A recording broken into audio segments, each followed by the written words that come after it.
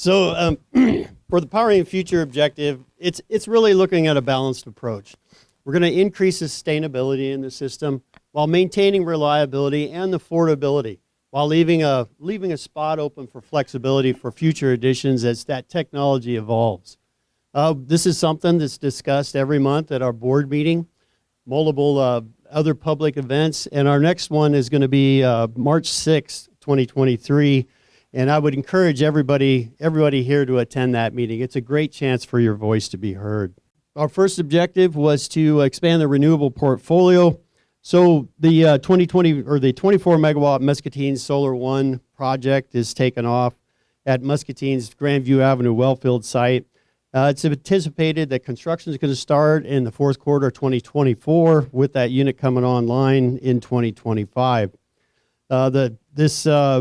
If you probably recall, back in November of 2022, the power purchase agreement was signed with Nokomis Energy to get this project started.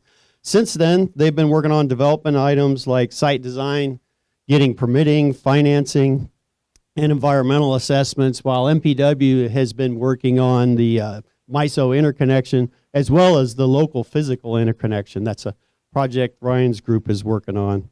So the support of GPC, H&I, and Bear were really key to making this thing happen through our Choose Green Muscatine business program. It was super important. But there's still an opportunity if you want to participate in this program. Our staff has been reaching out to commercial 2 and industrial customers just to gauge interest to see if they're interested. So if you haven't been contacted, and if you are interested in part of this project, better call Paul. Thanks, Ryan. Better call Paul. He's the guy. And our residential customers can continue to participate in all of MPW renewable projects through the Choose Green Muscatine program.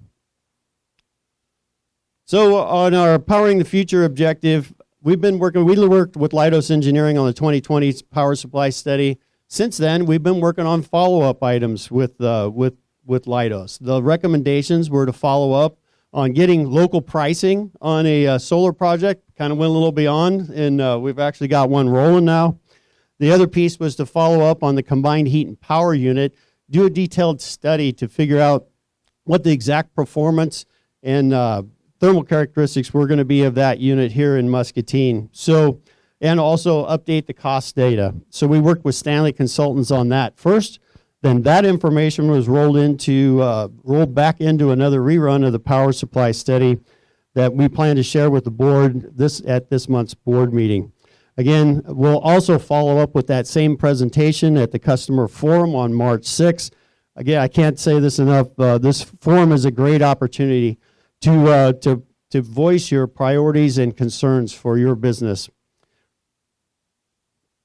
This is a CO2 slide that represents MPW's climate actions as they compare to global actions and targets and goals through 2050. And the key is on the y-axis there's a percentage of reduction in CO2 to keep the global warming less than 2 degrees C. And that's indicated by the teal line. The green line up on the top is what happens if we don't do anything. That purple line represents MPW's reductions in CO2. This slide now includes the 2022 CO2 emissions, as well as the projection with plant units 7 and 8 operating as peaking units. And you can see the dotted line down there is MPW's CO2 emissions target of 65%.